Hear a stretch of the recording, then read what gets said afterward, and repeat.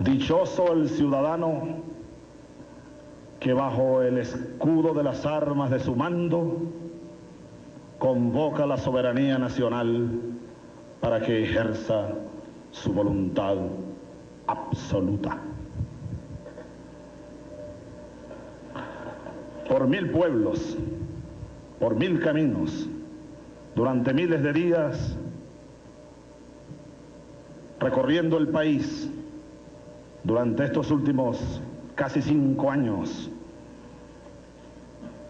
yo repetí delante de muchísimos venezolanos esta frase pronunciada por nuestro Padre Infinito, el Libertador, también delante de otro congreso, el Congreso de la República Grande, el Congreso de Angostura del 19, el Congreso de donde nació la Tercera Gran República, la del poder moral, la de la Gran Colombia, la de la unidad latinoamericana, caribeña. Repetía yo mucho esa frase. Y en los últimos meses de la insólita campaña electoral de 1998, porque fue insólita de verdad, dije, inspirado por la certeza aquella de Walt Whitman, cuando decía, seguro como la más segura de las certidumbres, así andábamos por los caminos, seguros de que este día iba a llegar. Decía yo con esa certeza de que este día iba a llegar aquí, en este escenario, 2 de febrero 1999, yo le dije al pueblo venezolano, de muchas maneras y en muchos lugares, que iba a comenzar mi discurso de hoy, al asumir la presidencia de Venezuela por mandato del pueblo venezolano y por el favor de Dios también, que iba a comenzar con esa frase. He comenzado estas palabras con esa frase, y yo la voy a repetir, permítanme. Dichoso el ciudadano que bajo el escudo de las armas de su mando convoca la soberanía nacional para que ejerza su voluntad absoluta. Ahora, ¿por qué esa frase? ¿De dónde viene esa frase? ¿Por qué Bolívar? No se trata de una repetición meramente protocolar y rebuscada de cualquier frase de Bolívar, por hablar de Bolívar. Como recuerdo que una vez hizo un soldado de mi pelotón de tanques hace varios años, y tenía él que hacer todos los días la orden de la compañía, y todos los días él, que era furriel, estaba en la obligación de comenzar la orden escrita con un pensamiento del Libertador para leerlo en el patio, y tenía un libro para tomar los pensamientos y escoger cualquiera de ellos, y un día el libro se le perdió, y entonces el cabo, cuando estábamos a punto de formar la tropa para leer la orden rigurosamente, él inventó un pensamiento: cuidemos los árboles que son la vida, Simón Bolívar. No se trata de eso, de rebuscar frases y traerlas aquí al Congreso de la República para decirlas delante del país y del mundo. No. Se trata más bien de darle razón a Pablo Neruda, ese grande de nosotros, de los nuestros, cuando cantándole a Bolívar dijo: es que despierta cada 100 años cuando despiertan los pueblos.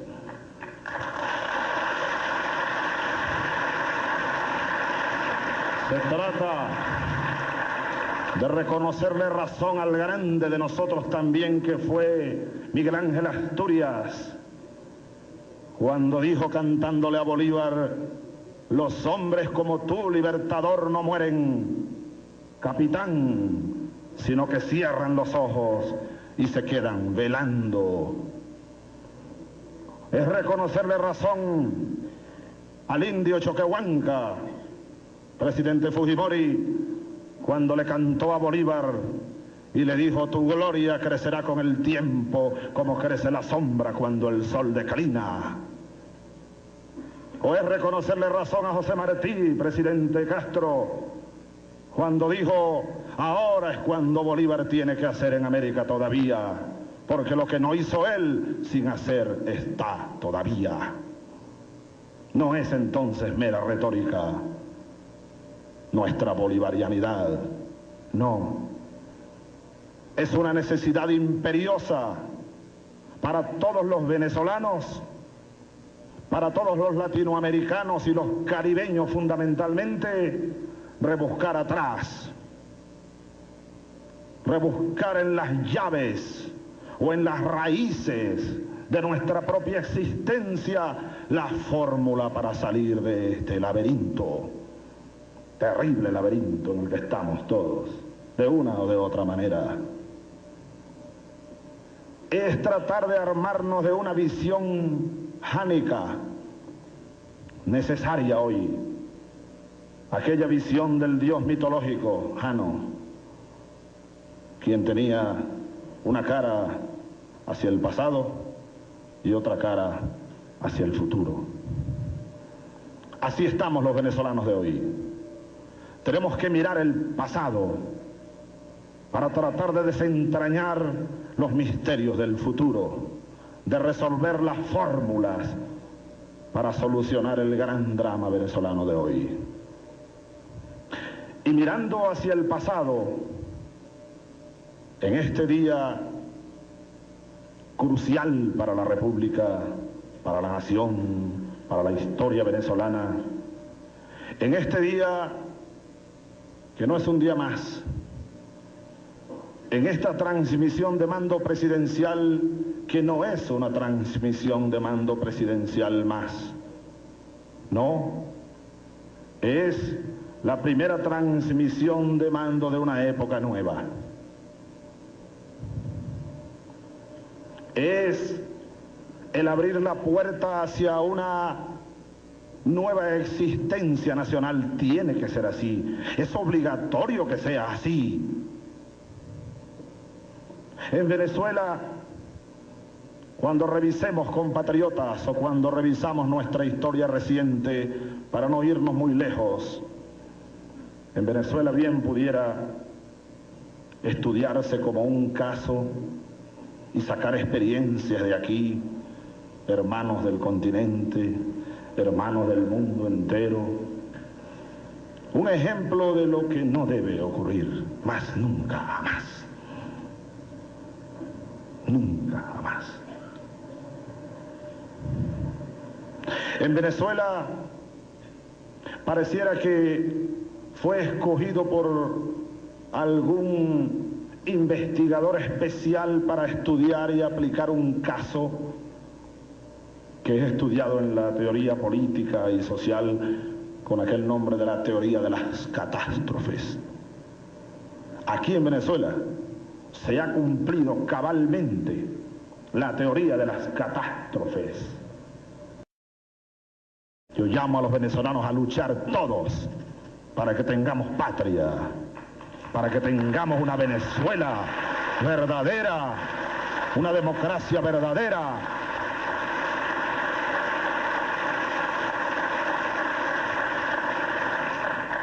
En lo político, nuestra propuesta y desde hoy nuestra acción orientada a acción hacia la transición transformadora, porque eso también es conveniente decirlo, señores. Nosotros tenemos que darle cauce a un movimiento que corre por toda Venezuela. Esa resurrección a la que yo me refería tiene una fuerte carga moral, social, Es un pueblo que recuperó por su propia acción, por sus propios dolores, por sus propios amores, recuperó la conciencia de sí mismo y ahí está clamando en las afueras del Capitolio y por donde quiera que vayamos. Eso no tiene otro nombre que una revolución. Terminando el siglo XX y comenzando el siglo XXI venezolano, aquí se desató una verdadera revolución, señores. Y yo tengo la certeza de que nosotros le vamos a dar cauce pacífico, que nosotros le vamos a dar cauce democrático a esa revolución que anda desatada por todas partes. Yo tengo una gran fe en que le vamos a poder dar cauce, como se le puede dar cauce a un agua o a un río para que vaya al mar de manera ordenada y lleve vida a las riberas y a los pueblos. Pero en el supuesto negado, digo yo negado, y ojalá Dios mío que sea negado, en el supuesto negado de que los dirigentes de hoy, de que nosotros no podamos darle cauce a esa fuerza desatada, igual que los ríos, se va a desbordar como el Arauca en el invierno, o como los ríos de cualquier parte que se desbordan y arrasan las cementeras y se llevan las vidas de los hombres en vez de darle la vida. Ese pueblo necesita cauce. No podemos defraudarlo de nuevo. No podemos desfigurar el proceso. Asumamos con coraje y con valentía la tarea de darle cauce a la revolución venezolana de este tiempo. O la revolución nos pasa por encima. Tenemos dos alternativas. Son dos opciones que tenemos. O le damos cauce a esa fuerza, o esa fuerza nos pasa por encima. Yo estoy seguro, como la masa de hoy. Pero ese pueblo que está allí resucitado va a buscar sus caminos. Hoy recuperó credibilidad en una oferta, en una propuesta, en un camino. Si la perdiera mañana, esa fuerza es como el agua, va a buscar salida. Por eso imploro la voluntad, la buena voluntad de todos, para que entre todos le demos cauce a la revolución necesaria, porque es necesaria en lo social, en lo económico, en lo político, en lo ético. Tenemos que revolucionarnos incluso nosotros mismos. Es hora de oír a Bolívar de nuevo. Y ahora es cuando los venezolanos van a oírme hablar de Bolívar. Porque ese es el faro. El 4 de julio de 1811 se debatía aquí en Caracas también, presidente Menem, qué cosas de la historia que se repiten, ¿no? Entre los revolucionarios de la sociedad patriótica que clamaban por la independencia y los conservadores apoltronados que decían no, reconozcamos más bien los derechos de Fernando VII. Y Bolívar, que era uno de los líderes de la sociedad patriótica, dio aquel memorable discurso. Piden calma. ¿Acaso 300 años de calma no bastan? ¿Que hay que esperar a ver qué decisión toma España? ¿Qué nos importa que España venda a Bonaparte sus esclavos o los conserve si nosotros estamos dispuestos a ser libres? Hoy es el mismo dilema. Estamos frente al mismo dilema. Nosotros, por supuesto, y yo, sin duda, estoy en las barras bolivarianas. Vacilar sería perdernos. No podemos vacilar. Por mi parte, tengan ustedes la certeza que yo, como estoy seguro muchos venezolanos, pero hablo por mí en este instante, como presidente de Venezuela, yo no vacilaré un instante en hacer lo que tenga que hacer. No hay marcha atrás. El consenso sí, lo quiero, pero no el consenso retrógrado, porque también decía Bolívar aquello, en ese mismo discurso, ahora que lo recuerdo. Él decía, no es que haya dos congresos, nosotros queremos la unión, no podemos estar dividiendo el Congreso, pero el Congreso debe oír a la sociedad patriótica. Y entonces decía Bolívar, unirnos para apoltronarnos, unirnos para observar cómo pasan los acontecimientos. Antes era una infamia, hoy es una traición. Hoy, señores, unirnos a los que quieren conservar esto tal cual está, buscar consenso con los que se oponen a los cambios necesarios, yo digo hoy como Bolívar, es una traición.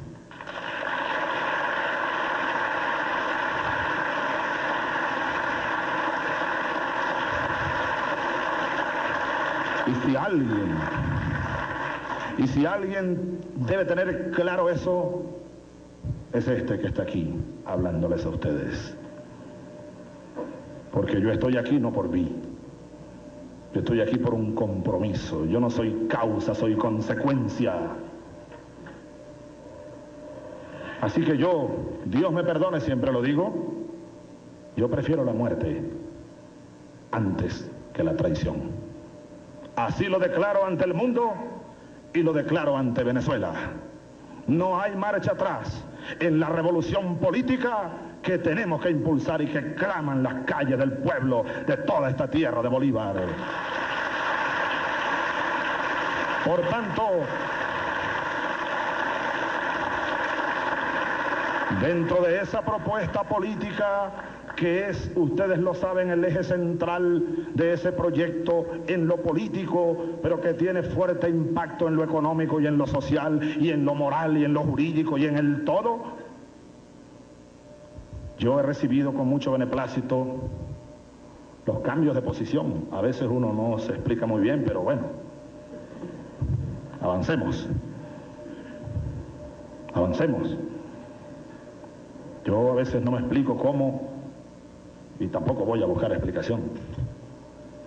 Personas que hace apenas un mes se referían a la Asamblea Constituyente como el caos, una obra maléfica de Satanás que nació en Barinas de nuevo y anda por Venezuela, oloroso a azufre.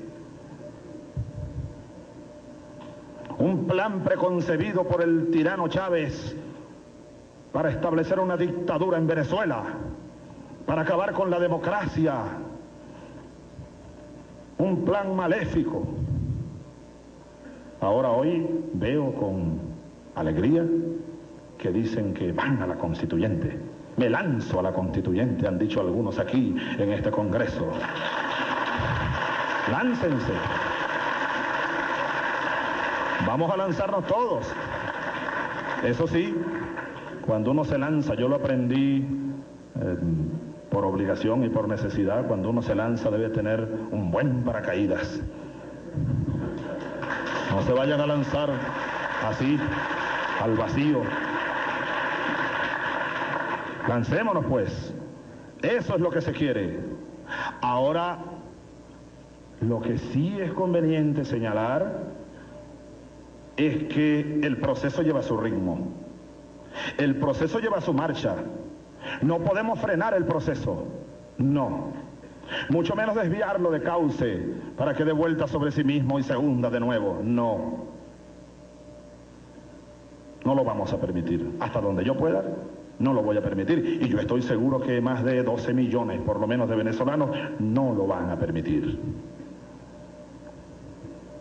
Así que lo que yo les sugiero a todos, a todos ustedes de diversas toldas y tendencias políticas, es que sigamos el proceso, alimentémoslo, démosle un esfuerzo creador, pero siempre oyendo allá afuera. No cometamos el error, craso sería, de oírnos solamente a nosotros mismos. No, es momento de oír la voz de la nación, de oír ese tintineo que anda por todas partes, de recogerlo en un lazo y de hacerlo realidad. Y dentro de esta propuesta política yo debo hacer un reconocimiento, ahora ya como presidente de la República, a la Corte Suprema de Justicia. Porque también tenemos que recordar esto, señores. Después del 6 de diciembre, con aquel triunfo del pueblo, comenzaron a cambiar de opinión algunos que decían que la constituyente era un salto al vacío, que era una locura. Entonces comenzaron a decir otras cosas. Yo siempre les sigo la pista. Ya no es un salto al vacío, ya no es una locura, pero ahora, para poder ir a la constituyente, hay que reformar la Constitución. Lo señalamos en su momento como la trampa constitucional. Lo mismo que hizo Adolfo Hitler con la República de Weimar para parar un proceso. El entrampamiento a través de una interpretación interesada, inflexible y rígida de una constitución que ciertamente, como lo dije cuando juré, está moribunda y va a morir. Para que nazca otra, tiene que morir. Y junto a ella, el modelo político nefasto al que dio nacimiento en estos últimos 40 años. Eso tiene que morir. Va a morir, señores, acéptenlo todos. Y es necesario que muera. Pero claro que al mismo tiempo es necesario que nazca otro modelo. La decisión de la Corte Suprema de Justicia es para la historia, ciudadana presidenta. Sin duda que es para la historia, sentando cátedra de lo que es el poder constituyente originario, de lo que es la soberanía, como lo decía Rousseau y como también Bolívar, en ese pensamiento que ya cité al comienzo. Convoquemos la soberanía popular para que ejerza su voluntad absoluta. ¿Pero acaso le podemos tener miedo a la soberanía popular? No hablamos de democracia, pues. La soberanía no es nuestra. El presidente de la República no es soberano. El Congreso de la República, aunque lo llamen soberano, no es soberano. La Corte Suprema y los tribunales no son soberanos. El único soberano aquí en la tierra, en el pueblo, en la tierra venezolana, es ese pueblo. No hay otro.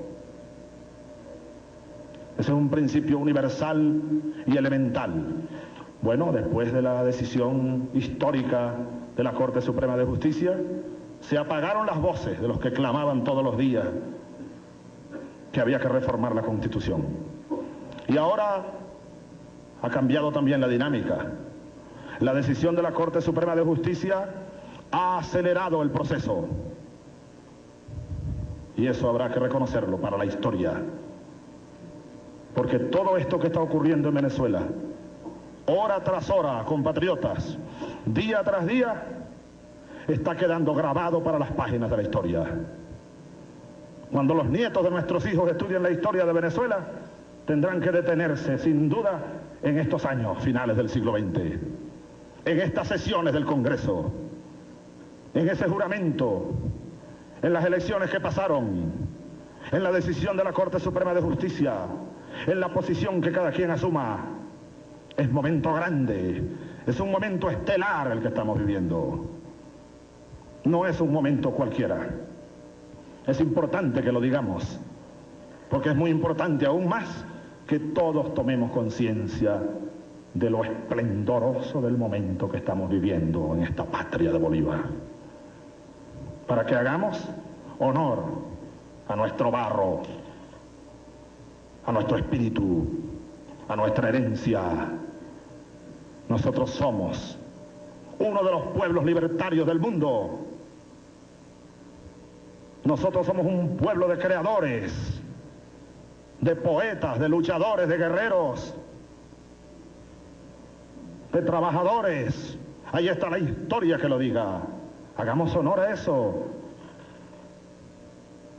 Hagamos honor al espíritu de nuestros aborígenes, de nuestros libertadores, de nuestras mujeres, de nuestra juventud en la victoria. Todo eso lo tenemos nosotros en las venas y en el barro con que fuimos hechos.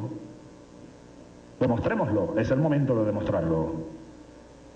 Entonces la decisión de la Corte Suprema de Justicia de Venezuela ahí quedará para la historia. Ya no se oye por ninguna parte gracias a esa justa, oportuna y sabia decisión de los magistrados de la Corte.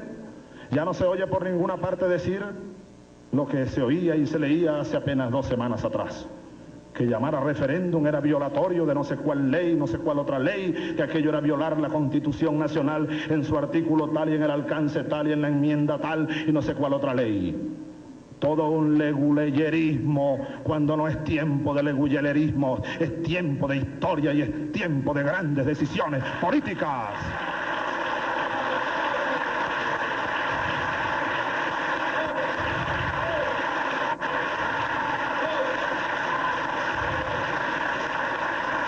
Ahora, después de esa decisión, se apagaron esas voces. Y también se apagaron las voces de los que amenazaban. Ya a mí me tenían amenazado algunos sectores políticos y me hacían llegar eso para disuadirme. Yo les confieso con toda la humildad que pueda tener que como yo ya he pasado por tantas cosas, no soy disuadible. No le tengo miedo sino a Dios, porque ni a la muerte, lo repito. Creo que la muerte no existe. Es una mentira como era la mentira del silbón de la sabana o de la sayona que salía por la esquina del caño de raya en el río Boconó. Eso no existe. Entonces estaban preparando ya una acción contra el presidente Chávez para destituirlo. Presidente Pastrana. Lo conversé con usted, lo conversé con el presidente Gaviria, que también vivieron en Colombia un proceso constituyente parecido, y la decisión de la Corte de Colombia fue tal cual la de Venezuela. Ahora, sentando cátedra. Pero ya se estaban preparando jugadas para inhabilitar entonces al presidente Chávez por haber violado la Constitución si convocaba referéndum. Todo eso se quedó atrás. Gracias a Dios. Gracias al proceso mismo, gracias a la Corte Suprema y gracias al pueblo. En menos de una semana, dirigentes políticos y sociales recogieron más de 1,5 millones de firmas en las calles. ¿Quién puede oponerse a eso? Si esa es la voluntad del pueblo, si es la voluntad del soberano. Ahora, en los últimos días hemos observado entonces el debate de que el Congreso puede llamar a referéndum. Ciertamente, y yo lo decía en la campaña electoral, ojalá que el Congreso llame a referéndum, decía yo. Ojalá que el Congreso tome la batuta. Claro que hubiese sido mucho mejor que en la campaña electoral hubiésemos discutido el tema. ¿Cuánto hubiésemos avanzado hasta esta hora, hasta este día, si en vez de satanizar la constituyente y la propuesta constituyente, nos hubiésemos dado todos los candidatos de aquella hora, los partidos, el Congreso mismo, las instituciones, a discutir lo que es una constituyente? Pero no, la idea fue satanizarla y evitar el debate, desviar el debate. Se perdió un tiempo. Ahora no podemos perder tiempo. El proceso se ha acelerado gracias a la decisión de la Corte y gracias a también el clamor de un pueblo. Yo, como he estado oyendo y discutiendo, oyendo posiciones aquí en el Congreso o de sectores que están en el Congreso y también en la calle, y como se ha creado entonces ahora, sin que esto quiera decir que ese sea el ánimo de algunos sectores del Congreso, pero en la calle se ha venido formando como una matriz de opinión acerca de una especie de rivalidad a ver quién convoca primero al referéndum, y es lo que anda en las calles. Y como la gente donde quiera que voy me dice: Chávez, no te dejes quitar la bandera, Chávez, no te descuides, porque en el Congreso pueden manipular el referéndum y hacerlo a su justa medida y necesidad para tratar de detener el proceso. Chávez, creemos en ti. Pues yo, como estoy comprometido con un pueblo, he decidido adelantar la firma del decreto convocando al referéndum. No voy a esperar el 15 de febrero, como había dicho. No. Este es un clamor que anda por las calles. Es un clamor del pueblo.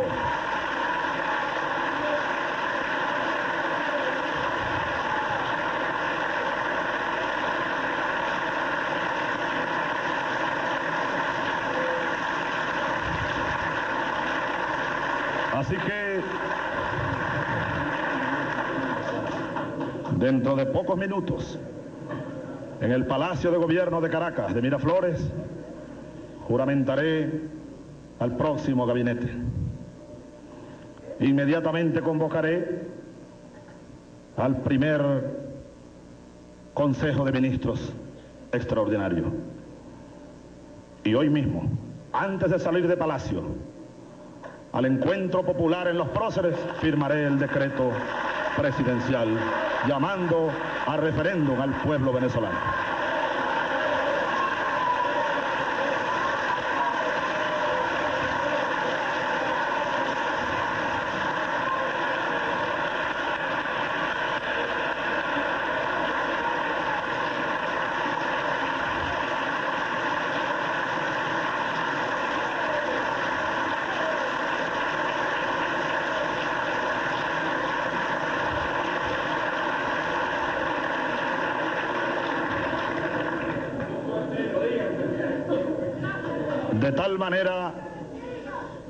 De tal manera, es un compromiso, sencillamente. Es un mandato de un pueblo. Yo estoy aquí para ser instrumento de un colectivo. Por eso, de tal manera que, señores del Congreso, señor presidente del Congreso, señor presidente de la Cámara de Diputados, honorables senadores y diputados, yo creo que les estoy quitando un poco de trabajo también. Y de angustias. Y de carreras y de sinsabores. No, ya. El referéndum va. Y hoy mismo tendré el gusto de entregarle al señor presidente del Consejo Nacional Electoral una carta solicitándole sus acciones para preparar el referéndum en el plazo que la ley indica, que es entre 60 y 90 días. Y ya he dado instrucciones al próximo ministro de la Defensa, a partir de hoy, el general de división Raúl Salazar, y al próximo jefe del Comando Unificado de las Fuerzas Armadas Nacionales, el general Marín Gómez, para que vayan preparando un plan república igual para hacer un referéndum amplio, donde todos tengan participación, no habrá exclusiones. Vamos, creamos en nosotros mismos, creamos en nuestro pueblo, seamos verdaderos demócratas. Vamos todos.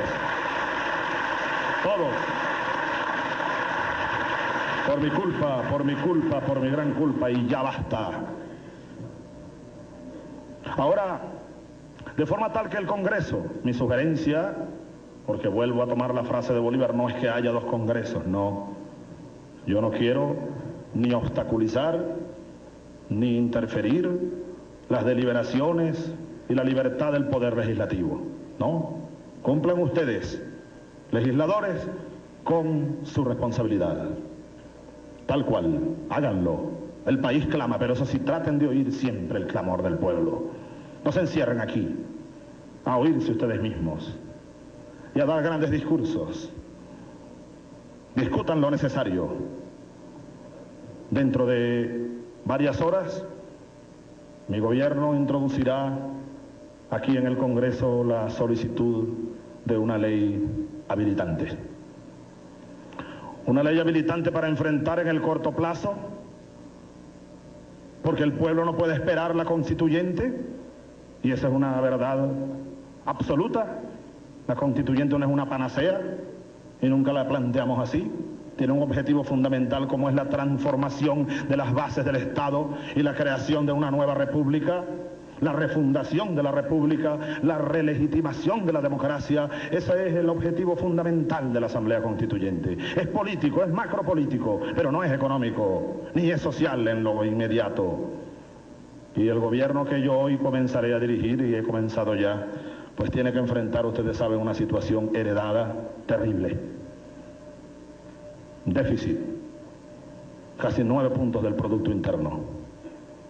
Solamente para el gasto de caja, solamente para el pago, para que no se apague la luz y la gente no se vaya, hacen falta para el primer trimestre del año casi 800.000 millones de bolívares.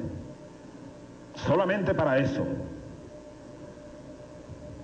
solamente para el pago, para no irnos de aquí, pues. Además de eso, tenemos un desempleo. Las cifras oficiales hablan del 11, 12%, pero hay otras cifras por allí que apuntan al 20%. Un subempleo rondando el 50% de la fuerza económicamente activa. Casi 1 millón de niños en estado de sobrevivencia. Casi 1 millón de niños como mi hija Rosinés, de 1 año y 4 meses, en estado de sobrevivencia. 27, casi 28 por 1000 nacidos vivos es la mortalidad infantil de Venezuela, de las más altas de todo el continente. La incidencia de la mortalidad infantil o la incidencia de la desnutrición en la mortalidad infantil está llegando al 15% de niños que mueren, y la causa de su muerte es desnutrición. No podemos esperar constituyente para eso. La vivienda, hay 1,5 millones casi de déficit de viviendas en toda Venezuela. Más del 50% de los niños, y esto es lo más salvaje, porque no tengo otra palabra, ustedes me perdonan, salvaje, así llama el Papa Juan Pablo II, su santidad, al neoliberalismo, y yo lo llamo así también, permítame su majestad llamarlo así. Es salvaje. Es salvaje saber que en un país como el nuestro, más de la mitad de los niños en edad preescolar no están yendo al preescolar. No están yendo al preescolar. Es salvaje saber que solo 1 de cada 5 niños que entran a la escuela preescolar, solo 1 de cada 5 termina la escuela básica. Eso es salvaje, porque ese es el futuro del país. Un viejo proverbio chino dice: si estás pensando en el corto plazo, anda a pescar. Si estás pensando en el mediano plazo, siembra un árbol. Y si estás pensando en el largo plazo, educa un niño. Nosotros no podemos permitir que ese salvajismo siga ocurriendo aquí en nuestras narices, por Dios. 45% de los jóvenes adolescentes no están en la escuela secundaria. Andan sobreviviendo por allí. Y muchos de ellos se van, claro, a la delincuencia para sobrevivir. Porque el hombre no es malo por naturaleza. Nosotros somos hijos de Dios, no somos hijos del diablo. Esa situación yo la estoy recibiendo aquí. Aquí la tengo en mis manos. Y es la acumulación de todas esas crisis a las que me he referido hace varios minutos atrás. Le decía a un grupo de amigos hace unas noches atrás que es como que a uno le entreguen en sus manos una bomba de tiempo. Tic, tac, tic, tac, tic, tac. Y uno se ofrece a desarmarla, a desmontarla. Hay un gran riesgo que la bomba te estalle en la cara. La bomba social venezolana está latiendo, compatriotas. Por eso creo que el Congreso, en vez de estar debatiendo lo que ya está debatido, hace meses atrás, ese debate ya pasó, en vez de estar debatiendo ahora cómo hacer un referéndum, no, acepten la verdad.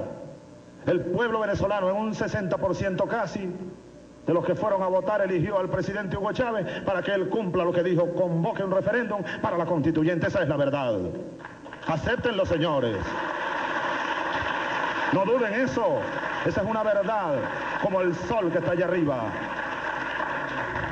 En muchos lugares que iba a comenzar mi discurso de hoy, al asumir la presidencia de Venezuela por mandato del pueblo venezolano y por el favor de Dios también, que iba a comenzar con esa frase.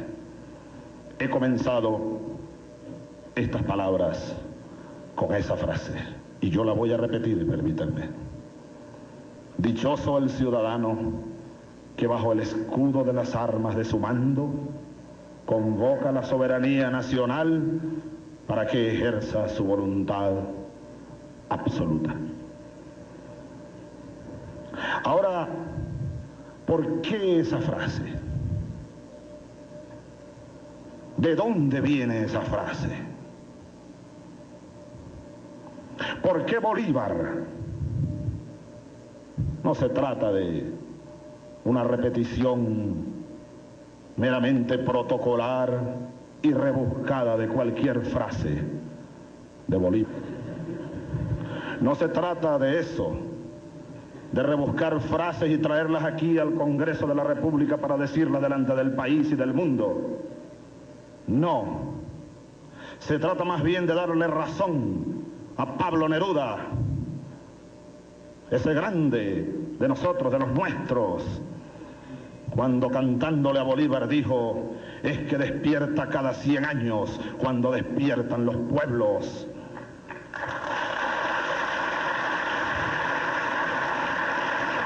Se trata de reconocerle razón al grande de nosotros también, que fue Miguel Ángel Asturias, cuando dijo cantándole a Bolívar: los hombres como tú, libertador, no mueren, capitán, sino que cierran los ojos y se quedan velando. Es reconocerle razón al indio Choquehuanca, el Congreso de donde nació la tercera gran república, la del poder moral, la de la gran Colombia, la de la unidad latinoamericana, caribeña. Repetía yo mucho esa frase. Y en los últimos meses de la insólita campaña electoral de 1998, porque fue insólita de verdad, dije, inspirado por la certeza aquella de Walt Whitman, cuando decía: seguro como la más segura de las certidumbres, así andábamos por los caminos, seguros de que este día iba a llegar. Decía yo con esa certeza de que este día iba a llegar aquí, en este escenario, 2 de febrero 1999, yo le dije al pueblo venezolano, de muchas maneras, por hablar de Bolívar. Como recuerdo que una vez hizo un soldado de mi pelotón de tanques hace varios años. Y tenía él que hacer todos los días la orden de la compañía. Y todos los días él, que era furriel, estaba en la obligación de comenzar la orden escrita con un pensamiento del Libertador para leerlo en el patio. Y tenía un libro para tomar los pensamientos y escoger cualquiera de ellos. Y un día el libro se le perdió. Y entonces el cabo, cuando estábamos a punto de formar la tropa para leer la orden rigurosamente, él inventó un pensamiento. Cuidemos los árboles que son la vida, Simón Bolívar. Dichoso el ciudadano que bajo el escudo de las armas de su mando convoca la soberanía nacional para que ejerza su voluntad absoluta. Por 1000 pueblos, por 1000 caminos, durante miles de días, recorriendo el país, durante estos últimos casi 5 años, yo repetí delante de muchísimos venezolanos esta frase pronunciada por nuestro Padre Infinito, el Libertador, también delante de otro congreso, el Congreso de la República Grande, el Congreso de Angostura del 19,